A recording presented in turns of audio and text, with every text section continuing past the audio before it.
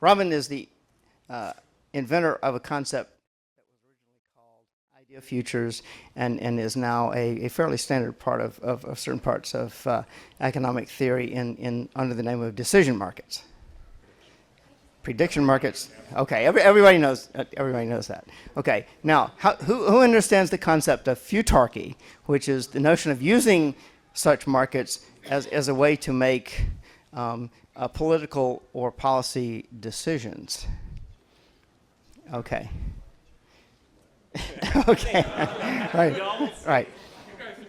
Okay. So anyway, it seemed that we had a reasonable majority who understood decision markets, and the basic idea of futarchy is in fact that we should use such markets as a major component of a scheme to make policy decisions, and Robin has done this for many years in many ways, and as in fact, if I understand correctly, in part of a company that does this sort of thing for companies, and they get used and so forth. On the other hand, we have the infamous blogger Mencius Moldbug, who who has penned a trenchant critique of this concept, and trenchant enough that Robin replied to it on his own blog, and a few months back, not too long after this happened, Robin posted on his Facebook account one day that he was feeling feisty and was willing to argue with anybody about anything, and I posted back on his on his wall, or whatever it's called, that I would pay $100 to see him debate Mencius Moldbug about futarchy, and Robin thought that was a great idea, and so did Mr. Moldbug, and so the battle is joined, and the debate has been arranged, and you are here to see it. Let's see, I believe we have agreed that, yes, yeah, there will be a 10-minute set statement by each of the participants, followed by a ping pong of question and answer and so forth, followed by a certain amount of audience questioning, which will be moderated by my lovely wife, Sandy, the cat herder. Okay, and with that. All right, is this thing live? Excellent. So the post, the offensive post I mentioned, had a title, and the title was Futarchy Considered Retarded. And what I want to start is explaining why I chose that word. Obviously, the title is a takeoff on Dijkstra's famous paper, Go To Considered Harmful. And at first, that was what I was going to title it. I was going to say Futarchy Considered Harmful. And what made me change my mind and go back to the 4th grade for an insult was that I realized that harmful just wasn't enough for this proposal, because I felt that it violated both logic and common sense. And if it had violated just one of those two, harmful might have been enough, but with both of those, the only thing I could think of was retarded. So what I'm going to try to do is I'm going to try to put this proposal in perspective, because I think that if you can see it with the same logic that I see it, your common sense will do the rest. So I'm going to explain the logic. I'm going to leave the common sense to you. And the way I'm going to explain the logic is I'm going to try to bring this proposal of futarchy down into the realm where your common sense can get a handle on it. Really what we have here is two concepts. We have futarchy and we have decision markets. Futarchy is the use of decision markets at a sovereign level for public policy decisions. So my position is that decision markets can be very useful in certain contexts. And decision markets are by no means always retarded. It's futarchy, which is almost always retarded. The way I'm going to explain this is I'm going to explain decision markets myself using a problem which is much more familiar than the rarefied problem of sovereign decisions. And what I'm going to explain is how you would use decision markets to play a game of chess. So if the question is, can decision markets play chess? I believe the answer is yes. And the answer is yes, decision markets can play chess under certain circumstances. Decision markets can play chess if that decision market has two qualities. It needs to be well-trained, and it needs to be disinterested. So let me just explain decision markets in the light of chess for a moment. So you've got a game of chess going on. There's two players in the game. There's white and black. And in addition to the players, you've got kibitzers. You've got people watching the game. So at a certain point, the kibitzers begin to bet. And from their bets, as in any gambling operation, we can deduce odds. That is their prediction of winning the game. So they could predict that white has a 66% chance of winning and black has a 34% chance of winning, which means that if you want to buy a result that pays $1 if white wins, you've got to pay 66 cents for it. So that's fair enough. Most people understand the idea of gambling. And any gambling market is, by definition, a prediction market. So what that market is saying is there's a 66% chance that white will win. So that's all fine and good. Suddenly we wonder, hey, maybe we could get rid of the player and just have the kibitzers play the game. This is the clever idea of decision markets. This is, as far as I know, Robin's idea. It's an excellent idea. And the idea is, okay, well, what we notice is that before white makes a move, the odds in this market among the kibitzers might be, let's say before white makes any move, the odds are 50-50. So if white makes an okay move to open the game, a normal opening move, like pawn to king 4, these odds might stay at 50-50. If white makes a bad move, like pawn to bishop 4, then the odds might drop. They might drop to, say, 40-60, because who opens with pawn to bishop 4?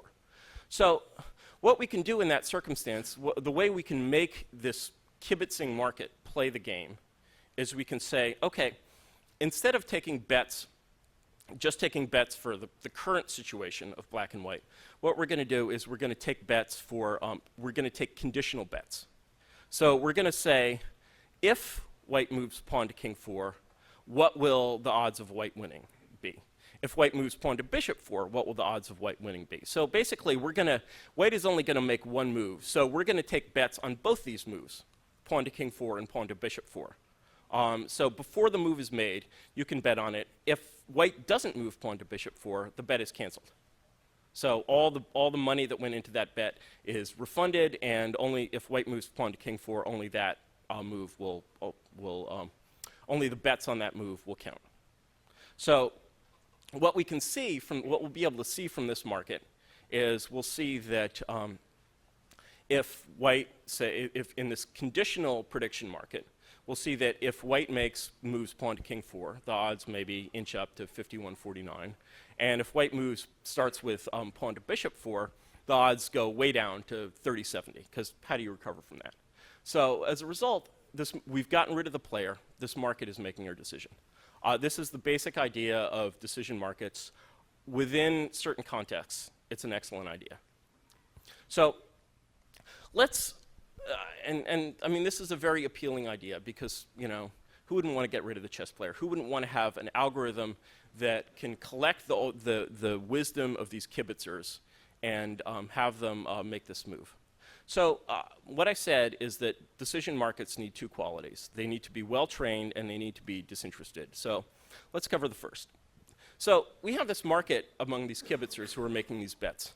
So our first question is, are our kibitzers chess players? Do they know anything at all about chess? Have they ever played chess before? Because if you have a market of non-chess players and you ask them to bet on a chess game, their results are not going to have anything to do with reality. What you're doing when you make a prediction market on any event, whether it's chess or government or anything, is you're collecting the opinion of the people in the market. If the individuals in the market have opinions that are of no value whatsoever, then the result is of no value whatsoever. Really, a decision market or a prediction market is just a slightly more sophisticated version of democracy, which I'm not a fan of at all. So what you're doing is you're saying, well, okay, what's the collective opinion of these kibitzers? If this collective opinion is valuable, you might get a good move. If it's not, it won't be. If these people don't know anything about chess, they're not going to get a good. You're not going to get a good result out of them. There's the famous Carlyle quote, or a quote that should be famous, which is he says in respect to democracy, not prediction markets. He says it's a common estimate that out of every 10 people, 9 are fools. And by no method, no ballot box, no Birmingham machinery whatsoever, can you grind out wisdom from these 10 people, except by removing the votes of 9 of them, and in some way canceling them and reducing them to 0. So the question is, basically, if you're going to ask, is this an effective way to make decisions, you have to actually look at this market and say, does this market consist of chess players? So actually, in a prediction market, there's a solution to that problem of Carlyle's. The solution is essentially a Darwinian solution. The solution is, first of all, you're not weighting each kibitzer's vote equally. You're weighting them by the amount of money they're willing to bet. Moreover, if you iterate that market, what you'll see is that the people who are fools are going to lose money and be driven out of the market. The people who are actually chess players and can actually know that pawn to bishop 4 is not a good move are going to win.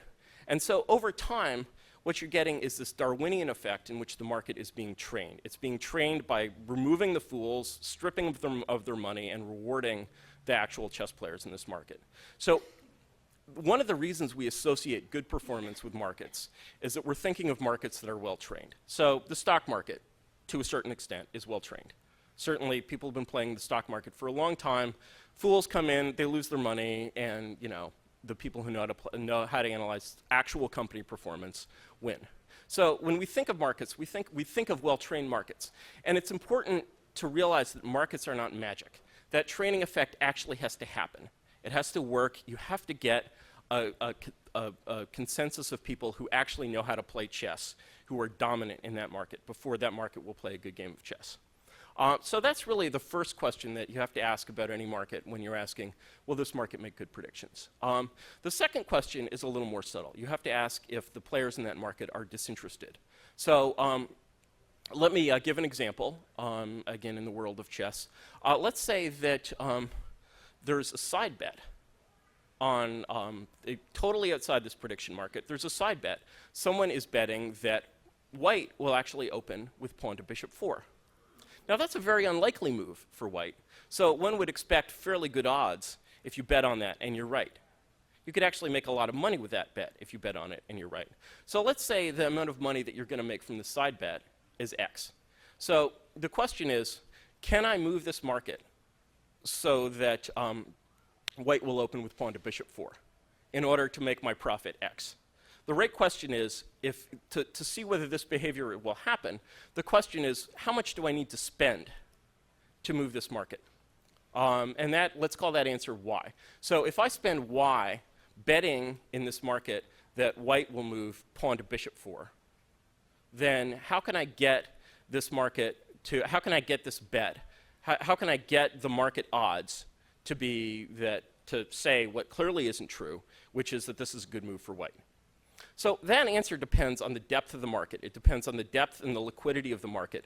So clearly, markets rely on supply and demand. If I buy stock in white pawn to bishop 4, the price of white pawn to bishop 4 is going to go up. If I buy enough stock in white pawn to bishop 4, the price of that will go up above 50-50, and the market will say, pawn to bishop 4 is an awful good move for white.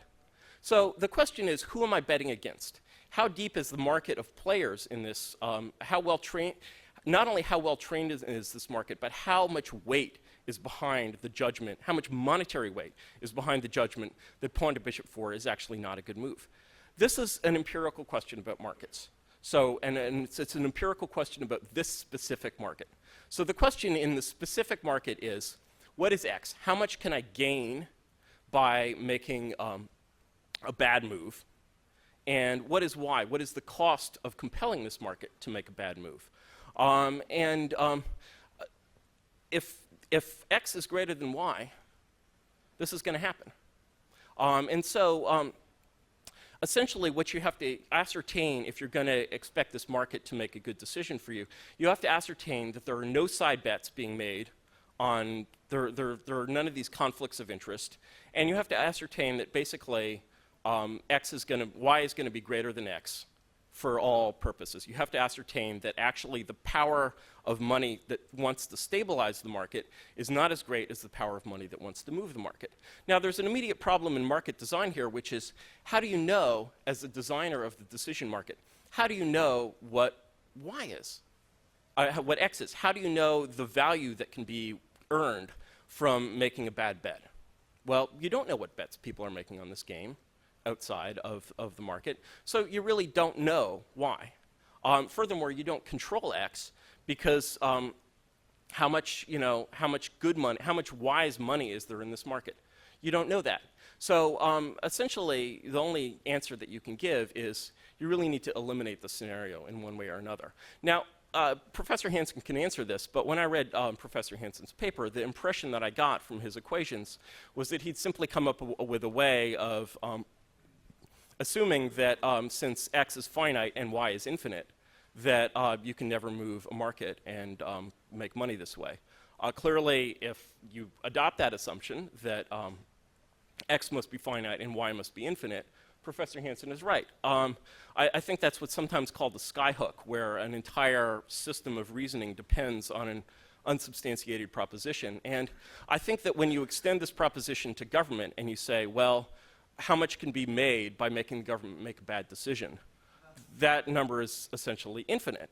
Then you look at, well, how well trained is this market? How many people, how many chess players are there who know how to make good government decisions? Well, who has experience running a government? Anyone in this room? I would say very few. And so essentially what you're looking at with Futarchy is you're looking at a market which can be manipulated for enormous profit. You're looking at a completely untrained market. And so it misses both criterion. It's neither disinterested nor well-trained. And so basically, because it fails on both, I would say retarded.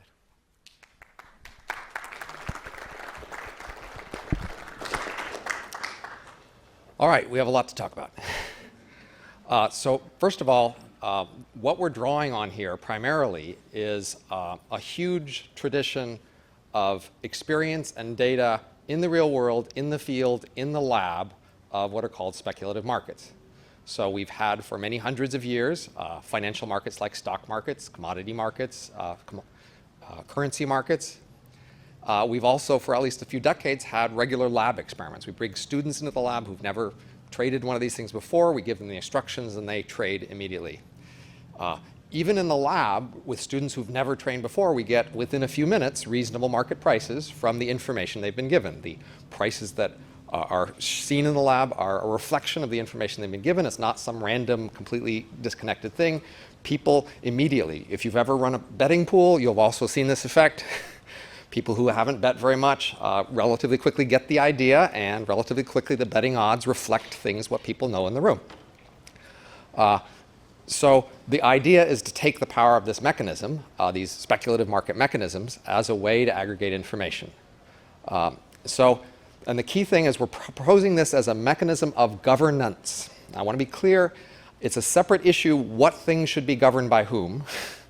The issue is if there's a body who is in charge of something and trying to govern it, that this could be a way for them to aggregate information in order to decide what to do. So I think a nice, clear, more familiar, easier accessible example would be firing the CEO of companies. So companies are organizations that are governed. Companies have to decide what to do, and one of the most important decisions a company has to do is whether to fire the CEO. We have currently markets for many years in the stock price of a company. These markets reflect people's judgment about the future revenue stream of the company and what you can do with it.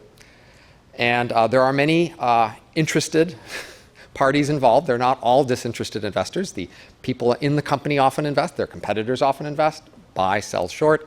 Nevertheless, these stock markets are good estimates of the future value of the company, at least relative to it. Now, there's a lot of noise and error in these, but remember, the standard should just be whatever is the alternative institution.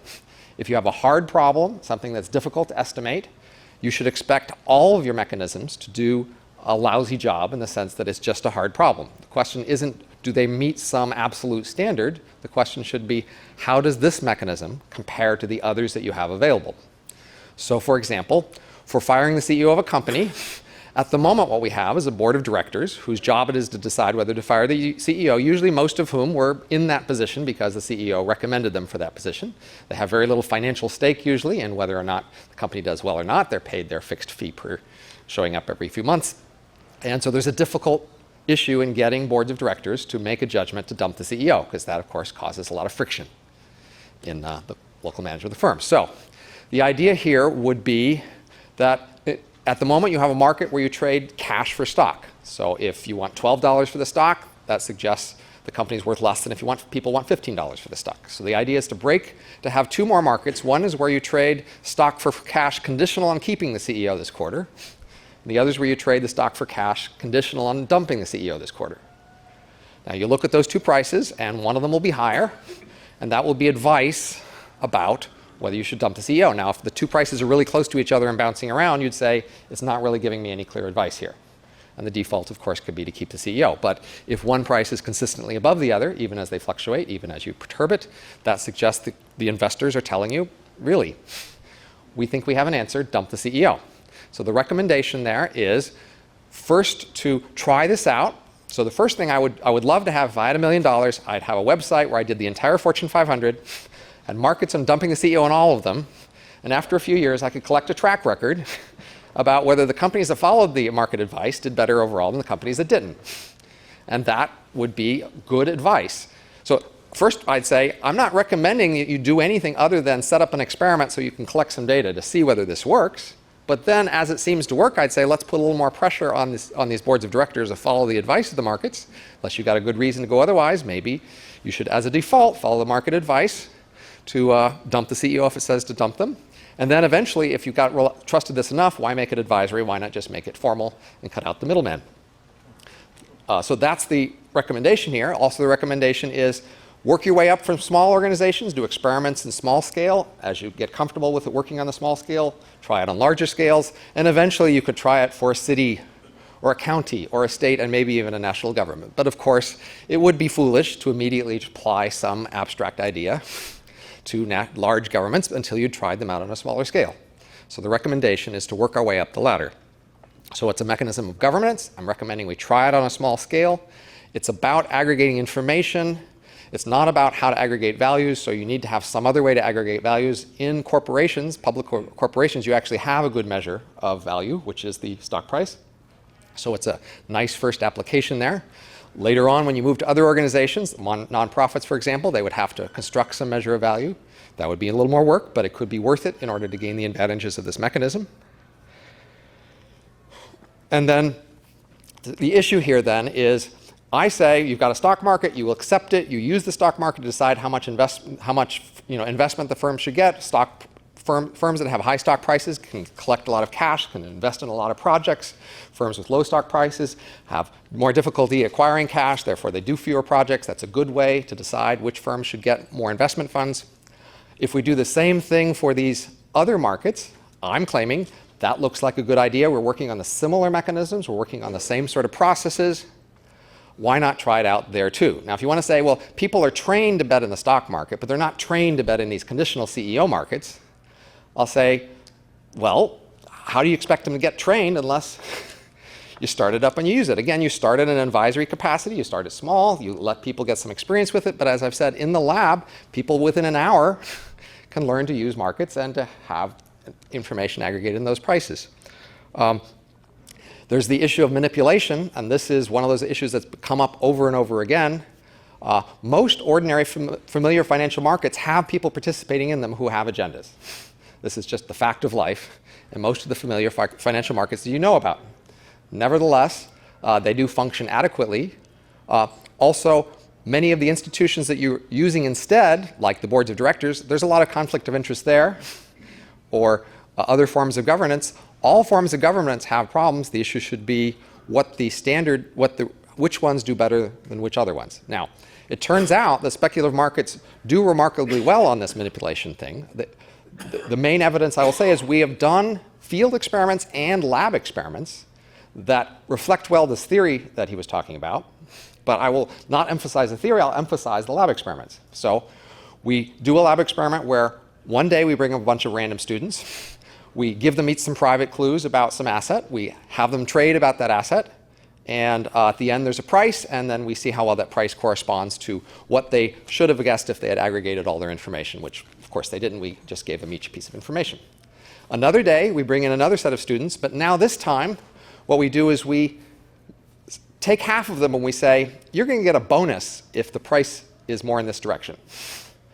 It's not about what's true, it's just about the more you can move the price in this direction, the bigger your bonus is going to be. Say we give half of them that information that they're going to get this bonus, and the other half knows, you know what, the other half of the students, they're going to get a bonus if they move the price. Now you can do the experiment where they know which direction the bonus is going to be. You could also do the experiment where they don't know which direction the bonus is going to be. Either way, it turns out the prices where there's this bonus to manipulate the price are just as accurate as the markets where you don't have the bonus to manipulate the price. Now you might be surprised by that. You might think, but people had an incentive to manipulate the price. Why couldn't they do that? So the key thing the story tells you, the theory tells you, is that the people who knew that the other people were there to manipulate the price changed their behavior in response to that. They expected that manipulation. That means, first of all, if they knew the direction of that manipulation, they just traded the other way. They just pulled it back if they knew the direction. If they knew those other people trying to raise the price, they tried to push it back down. That rated out. And many of the situations you can kind of predict which way people might want to push things. But even if you don't know which way they're going to push, you basically are willing to trade more either way. So the way to think about these is, one way to think about these markets is in terms of fools and non-fools, which I like to think of as wolves and sheep. Most of the now you can actually subsidize these markets. You can have a market where there are only wolves, no sheep, where there are only people who know what they're doing, and that can work if you have some sort of formal subsidy. And I would recommend that subsidy for me. If the company should do that. The company should subsidize the market and whether they should fire the CEO in order to get the information about whether they should fire the CEO. Even if you don't, though, you often get these fools. There are many of them around, and they will come and trade on things, perhaps even randomly, and it turns out that's where the wolves go. So if there are a place where lots of sheep go, it turns out the wolves go there too. And because the wolves go where the sheep are, the market with more sheep are actually more accurate. So you don't have to just ask, well, there's some parameter out there that says how many wolves and how many sheep there are in each market, and geez, you shouldn't trust the fact that there might be more than one in the other, so you should just give up on the whole thing.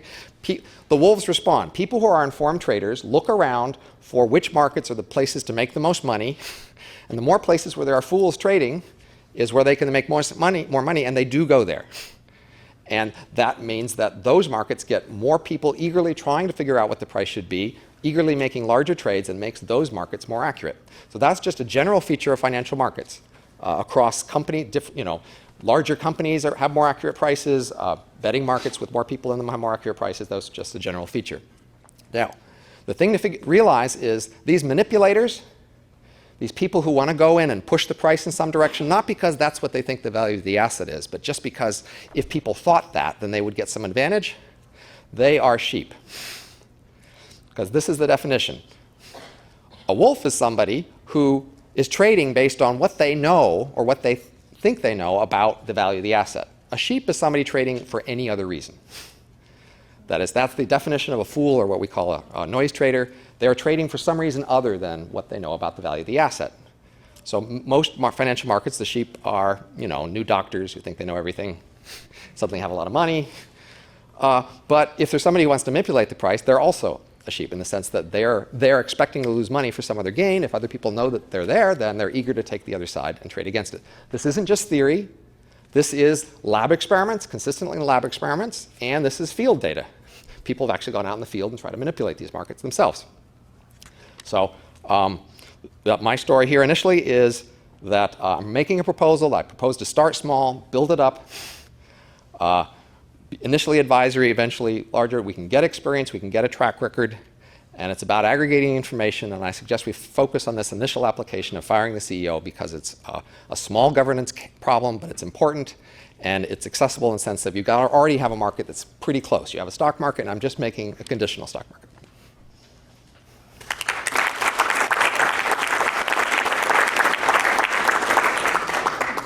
It's ping pong time. You guys ask each other questions. All right. Well, I'll try to make as shorter response to that as possible. I guess my general response to that would be is that what Professor Hanson is saying is that in his lab experiments and in the empirical studies he's done, he's studied markets in which, in fact, it turns out that Y is greater than X.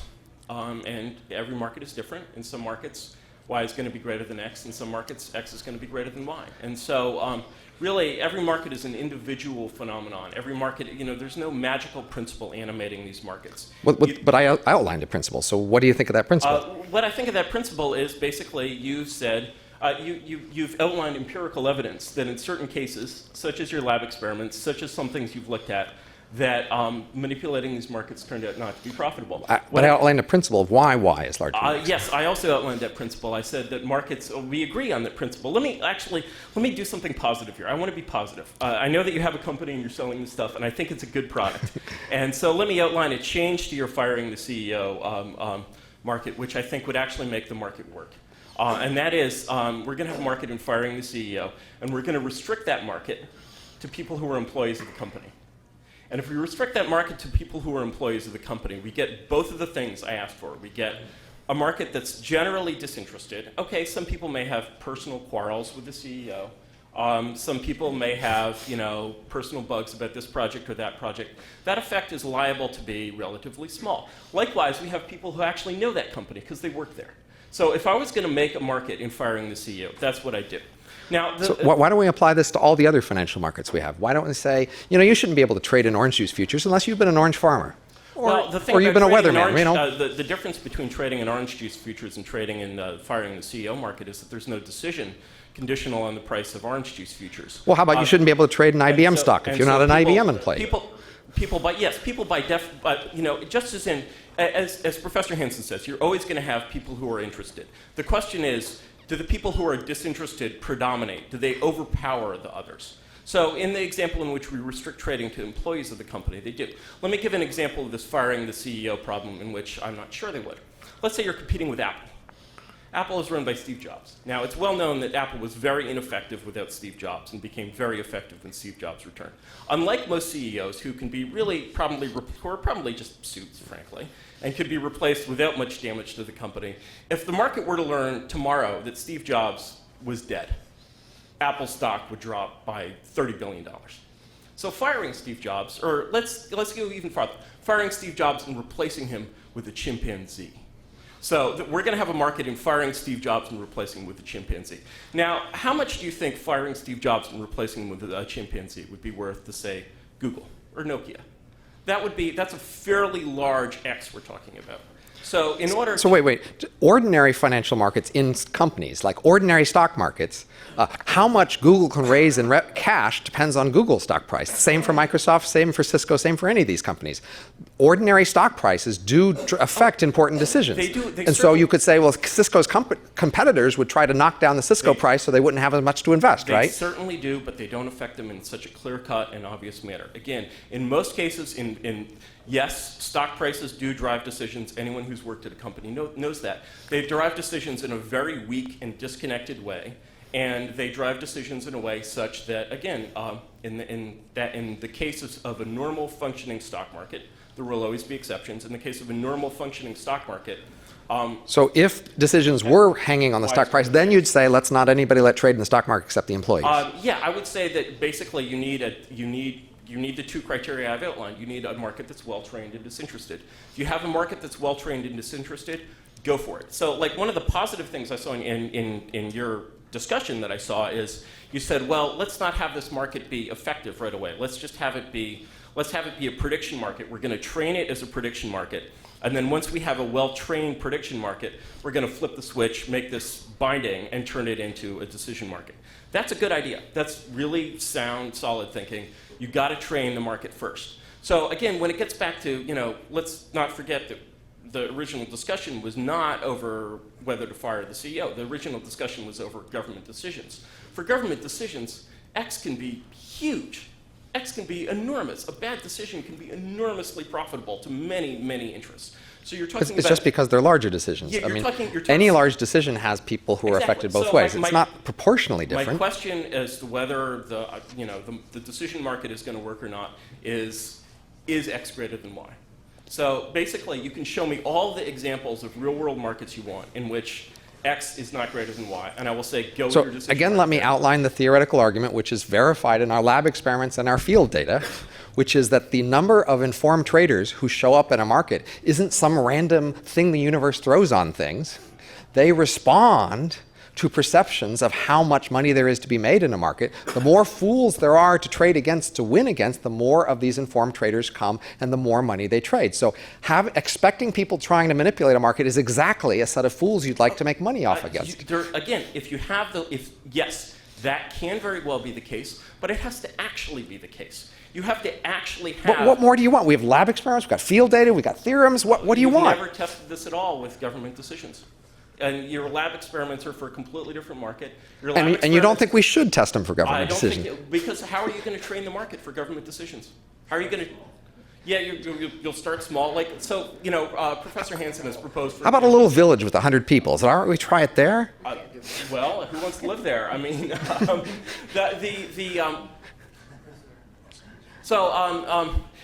basically, if you have a well-trained, disinterested market, if you have the wolves with the big money behind them, those wolves need to meet the money. They probably don't have the money themselves. They're probably experts. They need to hook up with that money. They need that power behind them. You can measure that power. You can measure how much it costs to move markets.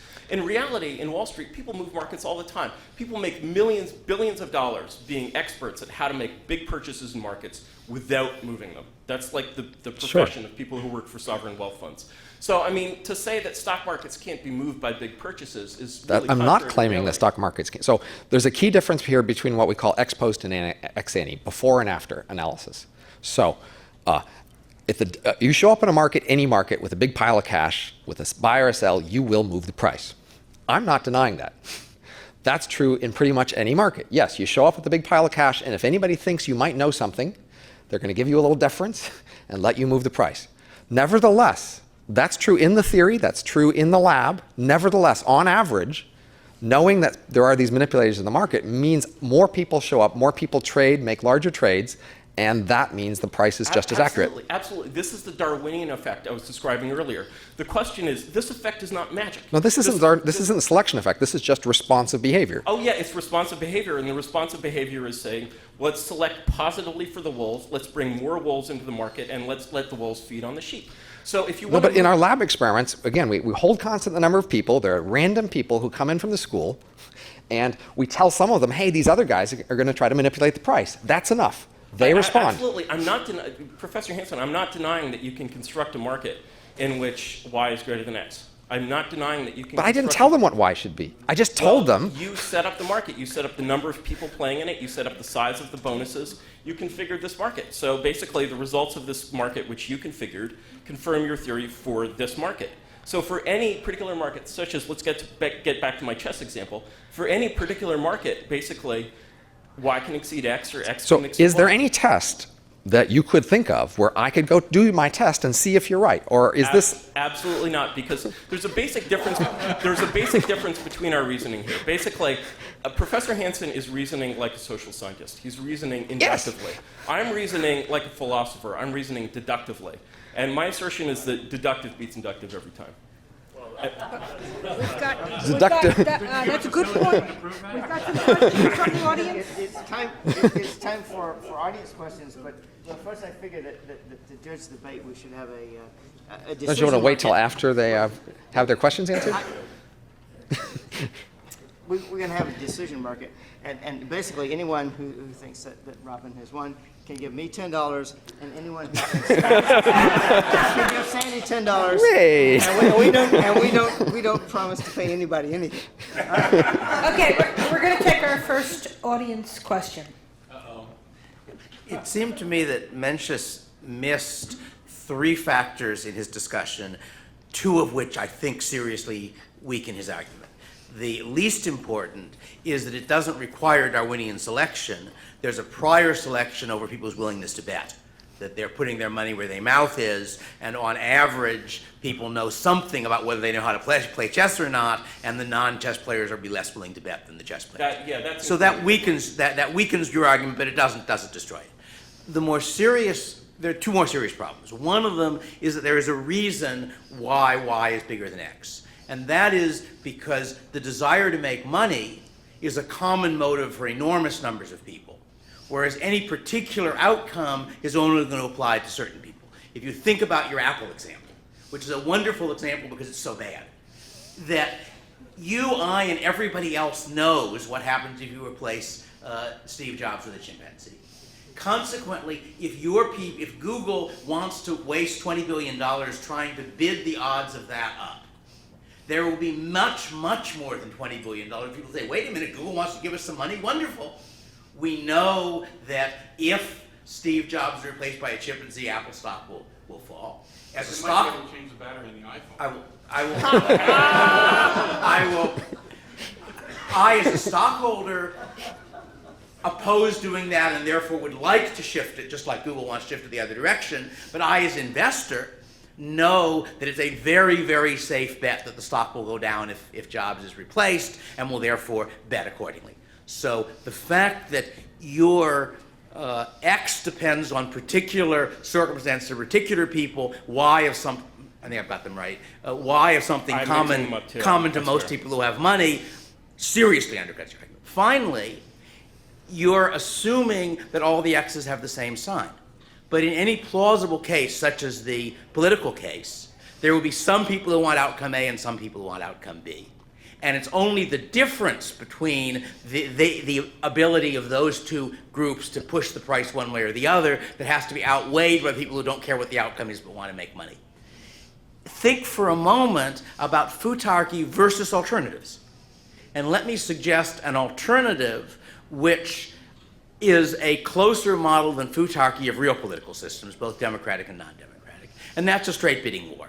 That's the system where people who want a tariff offer congressmen a certain amount of money to pass a tariff. People who don't want a tariff offer a certain amount of money not to pass a tariff, and whichever number is larger determines what happens. It's not a perfect model of how our system works, but it's not too bad. What Futarchy does is to weight that system towards the truth. Futarchy says if the people who want the tariff are willing to spend more money than people who don't want the tariff, that will only get a tariff if the difference is enough to outweigh all the disinterested bettors who just want to make money. So therefore, Futarchy, as opposed to that alternative, pushes you towards more correct decisions, not fewer questions. Thank you. That is an excellent set of questions. Actually, it's not questions; it's an argument. An excellent set of comments. Actually, I almost wish we had Professor Friedman, who of course is a very distinguished fellow here on the stage, because I actually agree with everything he said, and I agree with everything he said. And let me rephrase his arguments for you. First of all, the pre-selection issue is absolutely the case. That's included in in my Darwinian training example. The market will self-train. People don't want to be sheep. It happens in the first round. Yes, it happens in the first round. But in the first round, you can already assume that there's been a certain amount of pre-training. On the other hand, again, you got to have chess players, and there's a lot of people out there who think they can. There's not a lot of people who think they can play chess but can't. There's a lot of people who think they know what a country should do when they have no idea how to govern it. Okay, second point, Steve Jobs and the chimpanzee. That's, you're making my argument for me, because what you're saying is, in this case, in fact, Y is bigger than X. I'll give it to you. In this case, Y is bigger than X. The idea that Y is always bigger than X is, especially in government decisions, I would say a very unwarranted assumption. And it's the trillions of dollars that are at stake in government decisions are seriously, especially when it's not as clear-cut as Steve Jobs and the chimpanzee. It's very easy to imagine, for me to imagine, cases in which X can be greater than Y. What you've presented is a fairly good argument why in many cases, and I would agree with you, in many cases, Y is going to be greater than X. The thing is that when we're looking at government decisions, it's like airplane safety. In many cases just isn't good enough for me. And if you have a mechanism that is actually formally binding, I don't want to hear like Y is probably bigger than X. I want to hear Y is always bigger than X. So I suspect, Now, as for I your- suspect you're comparing. Don't give me that. I suspect you're comparing this to some ideal that you have in Yes, mind. But well, compare let this me- to the real world. let me- The other. yes. See, and this is the last. This is a point that I should have made earlier, which is the main, really one of the main implicit arguments for Futarchy. We see that our government is making very bad decisions on a regular basis for very bad reasons. My solution to that is simple: find the best chess player you can find, and give him the job. So the thing is, when you compare, If I make a proposal for a change to the status quo, why do I have to beat some other imagined alternative you have? Why can't I just propose my alternative to the status If quo? you're proposing, my alternative is very simple. I think that government should be run exactly the way companies are. I believe that it should be. How do you select the person to run them? It should be selected by the financial beneficiaries of the sovereign. The sovereign is always going to be extremely profitable. Often you see in government, in wasteful spending, what you're seeing is really disguised profits going to beneficiaries. You're seeing a lot of entitlements that are disguised profits, a lot of overpaying that are disguised profits. Convert those into profit-making shares. Suddenly, the public employee unions of California should actually have a stake in the financial performance of California. And they'll be like, no, actually, we want... But if you think firms are run all right, then why not allow my proposal for firms? Oh, I'm allowing your proposal for firms. I'm just modifying it to make it work. I have a question. Don't we have something approximating the Futarchy example in the proposition system that we have in California? Like, yes, people aren't spending money to put their vote in, but you have, a lot of lobbyists and there's a lot of money there playing both sides, and there is. I don't think people think that that system works very well. I think an example of. I mean, there's a crucial difference between a bet and a vote. I think You don't. Professor Hanson and I are going to agree on that. The answer is no. That's my bidding model. A betting market isn't a voting market. Votes. If you're wrong, you don't lose anything other than the decision went the wrong way. That you don't lose personally. But in a betting market, if you bet the wrong way, you personally lose extra. But the lobbying dollars on either side of the proposition, like you get money to put in the proposition to get the signatures Right. together. But that's a constant. So we have to deal with that problem. Every institution here has to deal with that problem. The question is, what's the best response to that feature? We can't make that go away. There are interested parties, and they'll want to push a decision their way. The question is, which institution is most robust in responding to that and not allowing it to move things too far? Right, and my answer would be the royal family, except we don't have one. Next question. You're both making actually an assumption that those with an interest in moving the market, okay, that's better, are playing by the rules and limiting their actions to the bets that they're placing. Now, in fact, anybody with an interest in moving the market is not going to limit themselves that way. They get a much higher return on their dollar by simply hiring a good PR agency or manipulating the news and so on. Pump and dump has Right. a long history, and a lot of people have made a lot of money doing it. And it just consists of manipulating perceptions. That's a constant, So you can't though. really make this thing work unless you have some control over this system of creating perceptions. So again, let's review the problem we're dealing with. The problem is there are big, important decisions to make. A lot rides on them. They're very complicated. It's hard to understand exactly what the right answer is. There are many interested parties who would like to push things one way or the other. They will do it in many ways, up to and including assassination, perhaps, and including writing strange op-eds that try to deceive people. That's a constant. Every solution has to accept that as the problem. The question is, which mechanism does best in response to that problem? Well, that's assuming that you need to aggregate the opinions of fools, and I actually don't think that fools should have a vote at all. Basically... Well, if there's a monarch, he can write the opinion of the monarch, and the monarch might be fooled. The monarch might well be fooled. I'm not saying that monarchy is perfect. I'm just saying that Well, so it's a quite constant. bit The constant is the quite a bit interested better parties than, can- the system we have now. All the interested parties can try to influence whoever the decision makers are, The whoever question they is are. whether they have the power to influence the decision makers. Somebody has to. Along the lines of the last question, does this push us to shorter and shorter term thinking so that a CEO who might otherwise know that he has a year to make an investment work might realize that if the stock drops in the next day or week, he's out or she's out, so that CEO would be unwilling to make an investment for education or maybe making a long-term sustainable choice for the company, because people will push for an immediate hit, they'll cash out and then leave. if there's a decision maker and you're accountable to the decision maker, then the decision maker decides what time scale they're willing to tolerate failure in the hope of getting success later. That's just a constant for any decision maker. Could the system get rid of the decision maker? No, again, the speculators have to decide. They have to look at the performance over recent months and they think, is this temporary or is this a long-term problem? They have to make that judgment because there's always a disruption for changing.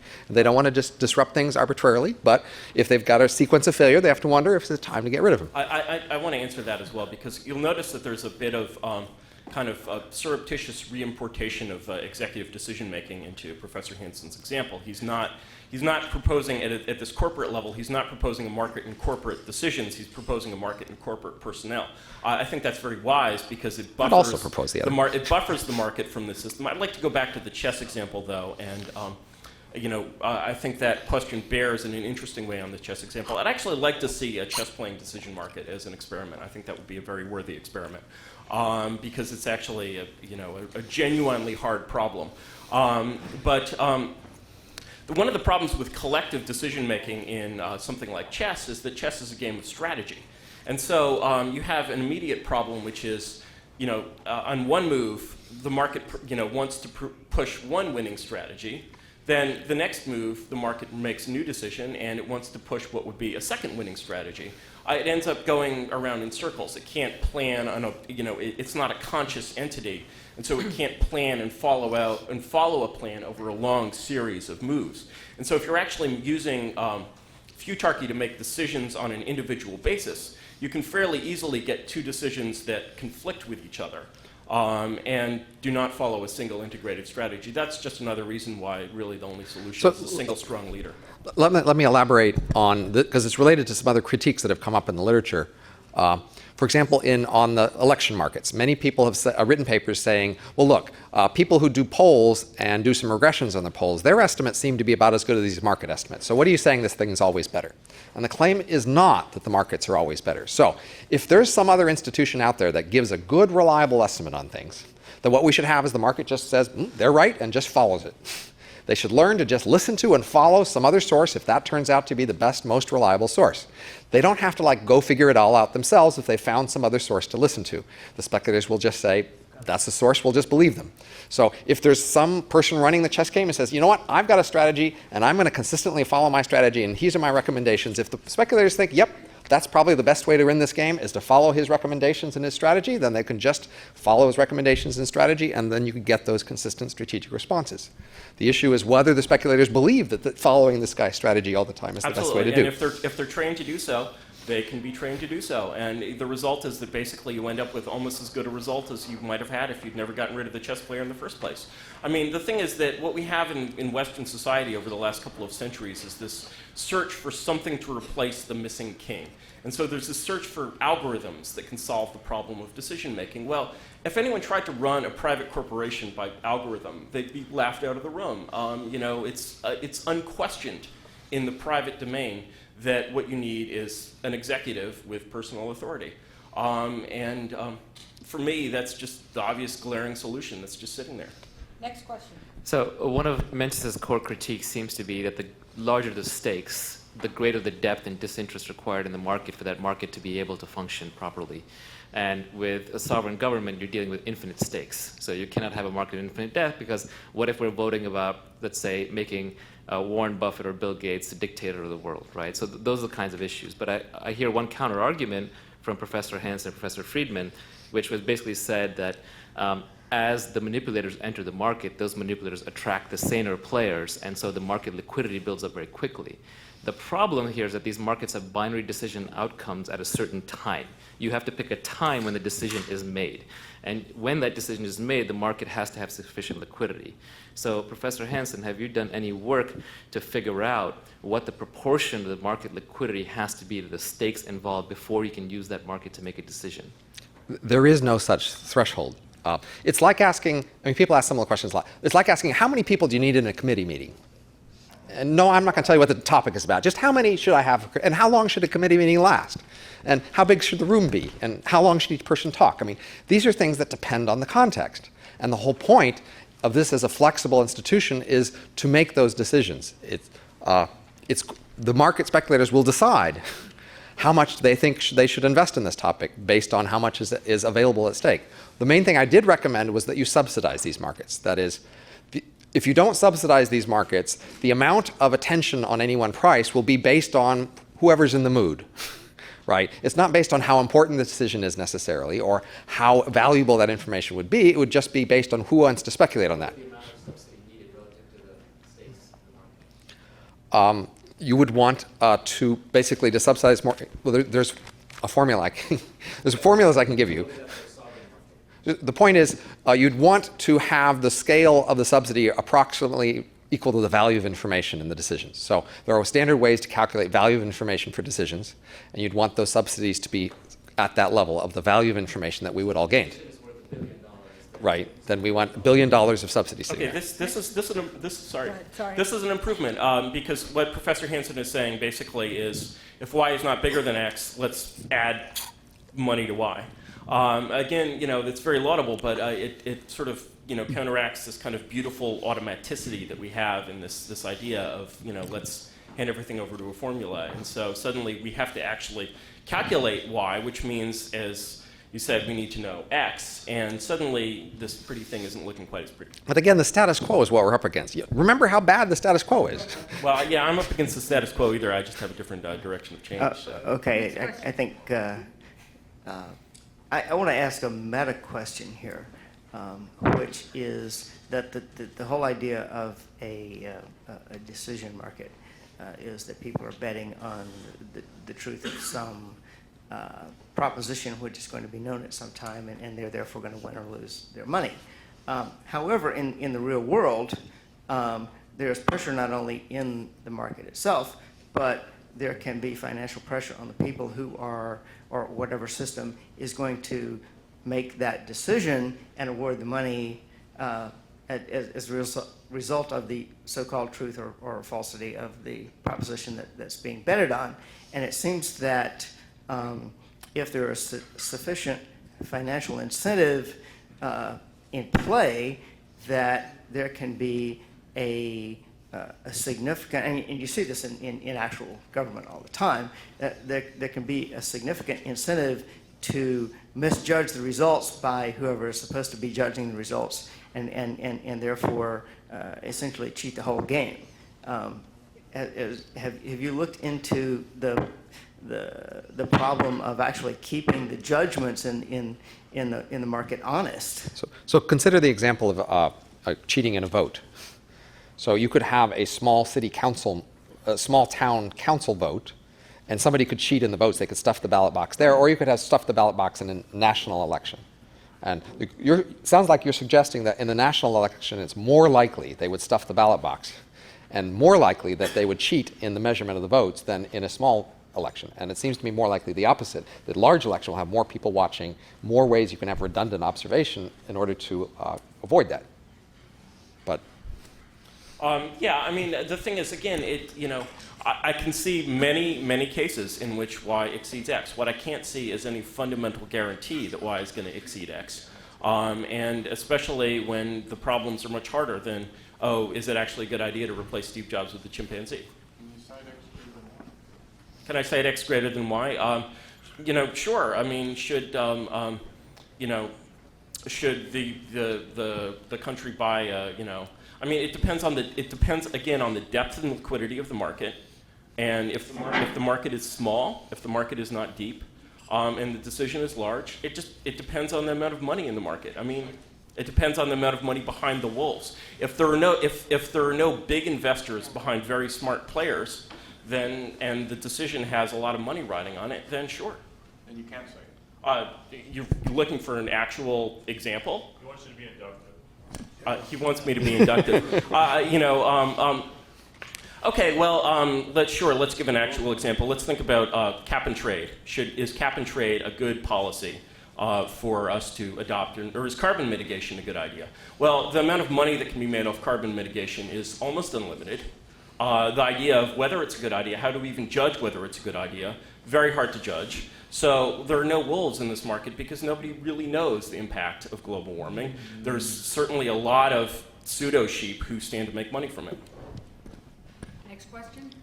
Yeah, you keep mentioning an analogy of chess as you're using this, and that strikes me as strange for a market strategy because market strategies have no end game, and chess has The point analogy that you're is definitely not perfect, but working I'm with. suggesting an analogy of just one chess move as an individual decision.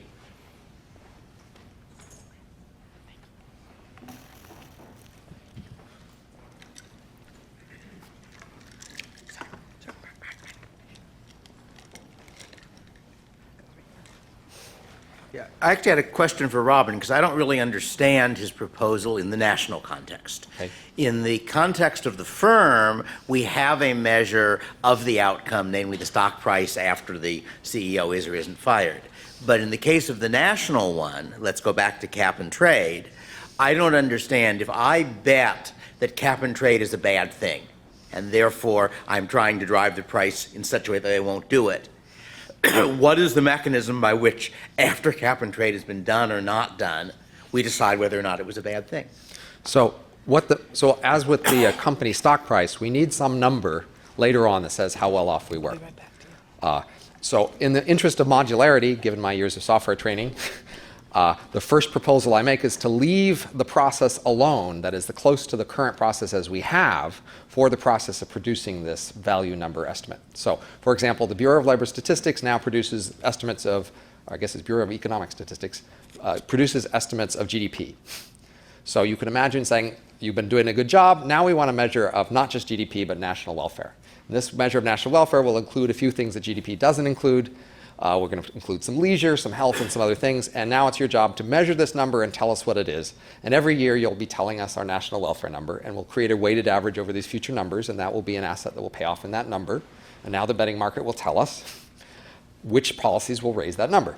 There's a famous quote from Stalin in which he says, comrades, life has become happier, life has become more joyful. And I love the idea of this national joy index. Like, is life good, is life bad? I'm basically Carlylean the way some people are Marxists, and there's a wonderful, in Carlyle's essay on Chartism, you can look up, there's a wonderful rant against government by statistic.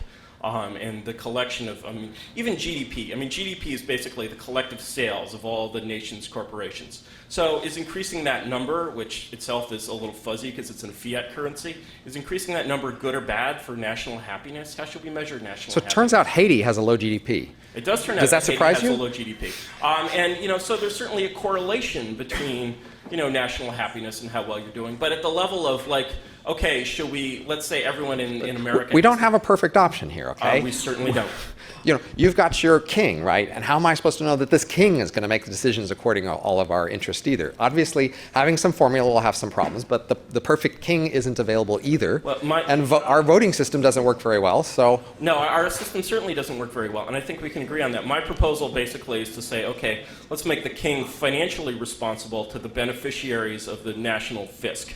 And so basically, if the Corporation of California has an incentive to maximize the real estate value of California, has an incentive to maximize the value of California as an enterprise. If he doesn't do well, his stockholders dump him. I think that even he might want average, to enslave the citizens. I think even an average low-quality corporate CEO put in charge of California, given full corporate authority over California, would turn it into a paradise compared to what it is today. And it's already pretty nice. We're going to do 2 more questions, and this is number 1. I'd like to ask both gentlemen to assume, just for the purpose of this question, that natural rights are an important value, and answer this question: which system, monarchy or futarchy, would better defend property rights? I can go first if you want. I would say my system would better defend property rights because my system does not create any incentive for those property rights to be violated. One of the worst things that a monarch can do is abuse his subjects because his subjects create the value of his enterprise. So, whereas I would say Professor Hanson's system creates all kinds of, as we've seen, strange pathological incentives, if I may borrow a term from one of the lectures we heard today, and preventing those pathological incentives from existing is quite a difficult problem. If you look for pathological incentives to violate natural rights in a situation in which you have a CEO king who's financially responsible, you can perhaps find some. You'll have to look a little harder, and there will be arguments against you as well. The American South enforced property rights in slaves. Was that an example of the virtue of natural rights? I mean, people dealt with, they traded with the South. There was a perfectly reasonable place to trade, to visit, to buy property, because, of course, they were enforcing property rights. Just because they enforce property rights with neighbors doesn't mean they'll treat their locals well. My alternative was to say, if citizens care about property rights, or if property rights are useful to achieve whatever citizens do care about. So if citizens can say, you know what, I don't know if I care about property rights, but I just want to be rich 20 years from now. Just, we're going to set it up so that we can be rich in 20 years, and we're going to maximize our chances of that. If property rights turn out to be the thing that makes them rich, then Futarchy will say, damn it, we're going to force property rights because the speculators think enforcing property rights is going to make us rich, and that's the way we do things. So the question is, do you think property rights will give people what they want? This will be the last question. Now, this is primarily for Mencius, but to Robin too. Mencius said that he thought an average CEO would make California into even more of a paradise than it already is. Now, I've worked for the government, and it's miserably badly run, and I've worked for big corporations, and they're miserably badly run too. And controlling for size, it's always seemed to me that local governments do an even worse job than corporations, but that national governments actually do a much better job than corporations do. Although I wouldn't expect this a priori. It's just the experience I get both working for corporations and dealing with corporations, and working for the government and dealing with the government. But they all do an amazingly bad job. So I guess my main question is, why do you think that, given that every system we have for large groups, except maybe private equity and private ownership, does such a miserably bad job? We have almost no private ownership of large institutions in the modern world, and almost no variation among the non-private ownership. Everything is done with these extremely inefficient corporate structures, extremely inefficient government structures, and even worse nonprofit structures for the most part. And do you think things were better in the past, Robin? And I know Mencius does, but I don't. If Mencius thinks they were better, why do you think things went from better to worse? There's a number of questions there, but they're all extremely good questions. First, I think you're having worked for some big companies myself and seeing how badly managed they are, and being from a family of civil servants in the federal government, I think you're unconsciously using a slightly different scale when you look at the way governments do things badly versus the way private corporations do things badly. The thing is, it's very difficult to know what good governance in the 20th century looks like, because governance has been so lamentably bad for so many years. You really have to go back to your pre-20th century examples and think in terms of, say, a ruler like Frederick the Great before you're looking at what would good governance be. So if you ask, for me, the question is, what would Steve Jobs do with California? What would Frederick the Great do with California? I think both of them would do something quite a bit better than what's being done today. Frederick the Insanely Great. Frederick the Insanely Great. Wonderful. Can I use that? That's not copyrighted or anything? That's Frederick the Insanely Great. Steve the Insanely Great. So yeah, that's I think one of the main things. And as far as the decay of government, I think what we're seeing is just a fracturing of central authority, and the resulting, basically bureaucracy and anarchy are very causally related to me. If you want, a lot of people want to attain power of their own, they want to attain importance by destroying central power. And so this opposition to central authority, which you'll see even in corporations, you'll see people wanting to build up little empires of their own and be like, oh, well, we in the research division do what we want. There's a wonderful anecdote I heard from someone working at Apple, who was working there in the QA department when Steve Jobs came back. And the anecdote was, there was this division of Apple called the Advanced Technology Group. For many years, I've been observing this institution, and they really seem to be producing nothing of value. And Steve came back, and just furs flying everywhere. And so one day, this manager comes to him. This guy's a QA guy. This is the lowest, rung on the status pole of, the Silicon Valley. One day and he's a lowly, employee. One day his manager comes to him and says, hey, next week we're moving into such and such a building. And this guy says, well, but wait, isn't ATG there? And his manager says, yeah, can you kind of keep quiet for a little bit? And ATG was just gone. vaporized, killed utterly. You can't really find examples of that happening in government. I mean, and so really, when you're talking about quality of management, I mean, you know, reorgs happen all the time in the private sector. Units get vaporized that aren't performing. Happens on a regular basis. You almost never see it in government. And that's because essentially these lower level institutions have actually acquired sovereign power. They've acquired the power to make these decisions. They're empires. They can't be killed. And so that's why I feel we need a strong leader to come in and break up the boxes. I thought it was Arnold. But, So remember the issue here, as I've said, it isn't what should be governed. It's how to govern whatever is being governed. So this isn't an issue of private versus public. No. This issue is whatever entity it is that's going to be governed, how should we go about governing? And the other thing I would say here is that it's less important to me, actually, which of us is right than that we have a way to find out who's right. So I'm proposing that all it takes to find out if I'm right is to fund some markets that work in parallel with existing institutions. All you have to do is pay for these markets to exist in parallel, and then we can collect statistics on how they do, and then we can start to build it up. I don't see that you having a way to find out if your thing works because you don't have a test you're willing to go for, because there's no data you're willing to back, say, as relevant data. It's all some sort of deductive theory about how kings are best. Absolutely. I think there's really very few problems for which inductive theory can tell us anything, especially in small experiments that are not actually trying the game we're trying to solve. Actually, I have a very concrete counterproposal. My concrete counterproposal, which is even more accessible than my proposal for what I call a neo-cameralist system of government, which is a takeoff on Frederick the Great's term. My proposal is that what we have is something that I call a true election. A true election is an election in which the winner of the election attains actual complete control of the government. And how? What happened in the post-colonial states in Africa? We're not. Once. Yeah, we have one vote once, and it's also what brought. Experiment's been done. Well, the experiment's been done in Africa. This isn't Africa. But how will we know that your proposal works? Where can we look? Is No, Africa data work help? Can we look at that? Where do we look? You have to actually jump. I mean, how did we know that democracy worked? We didn't. We tried it. Okay.